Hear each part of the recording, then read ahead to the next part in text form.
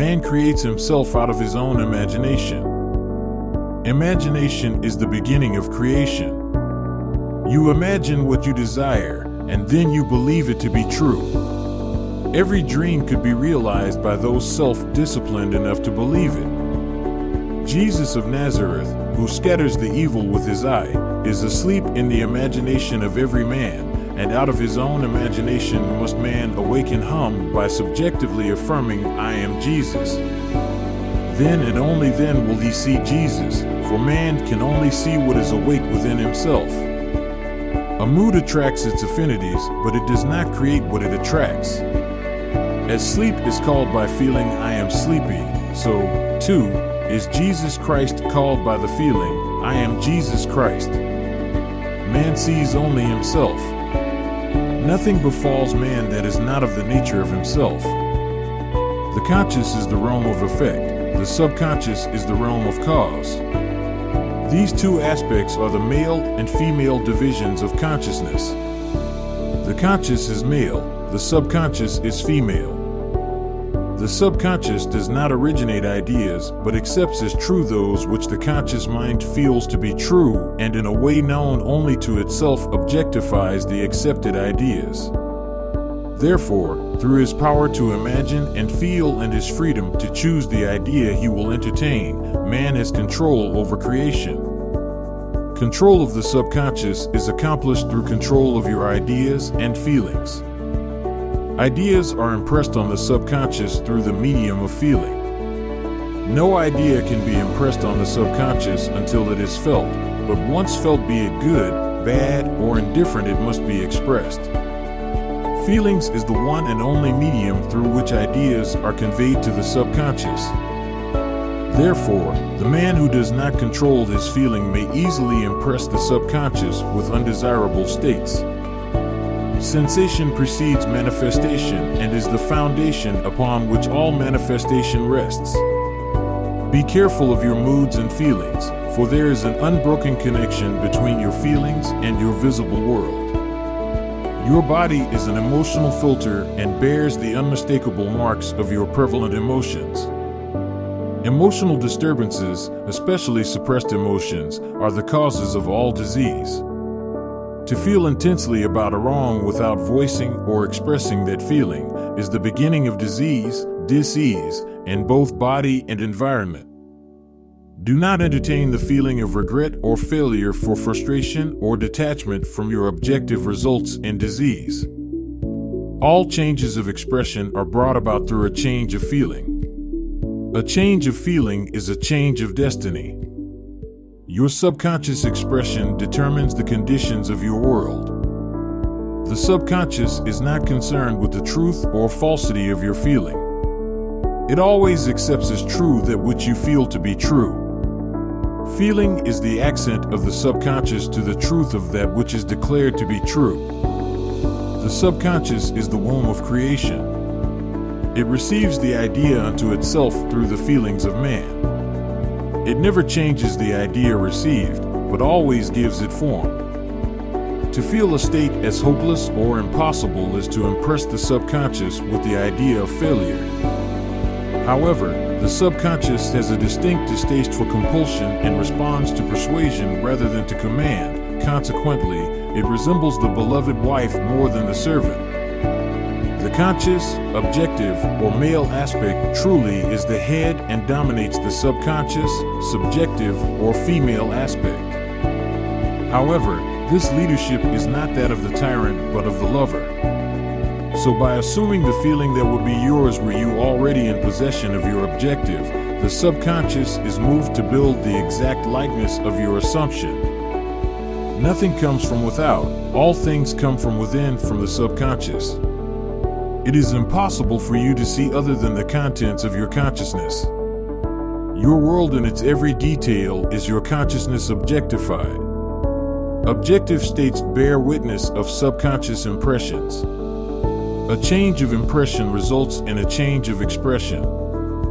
A person who directs a malicious thought to another will be injured by its rebound if he fails to get subconscious acceptance of the other. As you sow, so shall you reap. Fools exploit the world, the wise transfigure it. It is the highest wisdom to know that in the living universe there is no destiny other than that created out of the imagination of man. There is no influence outside of the mind of man. Giving is simply believing. For what you truly believe of others, you awaken within them. Whatever is awake within your consciousness, you are. Whether the belief pertains to self or another doesn't matter, for the believer is defined by the sum total of his beliefs or subconscious assumptions. A feeling is always accompanied by a corresponding vibration, that is, a change in expression or sensation in the operator. The seemingly harmless habit of talking to yourself is the most fruitful form of prayer. A mental argument with the subjective image of another is the surest way to pray for an argument. Prayer is the master key. A key may fit one door of a house, but when it fits all doors, it may well claim to be a master key. Such and no less a key is prayer to all earthly problems. Prayer is an art and requires practice. The first requirement is a controlled imagination. The essence of prayer is faith, but faith must be permeated with understanding to be given that active quality which it does not possess when standing alone. If you knew how you would feel were you to realize the objective, then, inversely, you would know what state you could realize were you to awaken in yourself such feeling. The injunction, to pray believing that you already possess what you pray for, is based upon a knowledge of law of inverse transformation. If your realized prayer produces in you a definite feeling or state of consciousness, then, inversely, that particular feeling or state of consciousness must produce your realized prayer. If a physical fact can produce a psychological state can produce a physical fact. If the effect can be produced by the cause, then inversely the effect can be produced by the cause. Therefore I say unto you, what things soever you desire, when you pray, believe that you have received them, and you shall have them. The subconscious is the most important part of consciousness. It is the cause of voluntary action. The subconscious is what man is. The conscious and subconscious are one, but the subconscious is greater than the conscious. I of myself can do nothing, the Father within me he doeth the work. I, objective consciousness, of myself can do nothing, the Father, the subconscious, he does the work. The subconscious is that in which everything is known, in which everything is possible, to which everything goes, from which everything comes, which belongs to all, to which all have access. Prayer is the key which unlocks the infinite storehouse. Prayer modifies or completely changes our subconscious assumptions, and a change of assumption is a change of expression.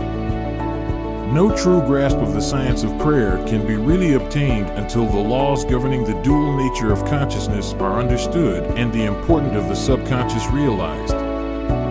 Man transmits ideas to the subconscious through his feelings. The subconscious transmits ideas from mind to mind through telepathy. There must be no conflict in your mind when you are praying. Turn from what is to what ought to be assumed the mood of fulfilled desire, and by the universal law of reversibility you will realize your desire. Prayers are not successfully made unless there is rapport between the conscious and subconscious mind of the operator.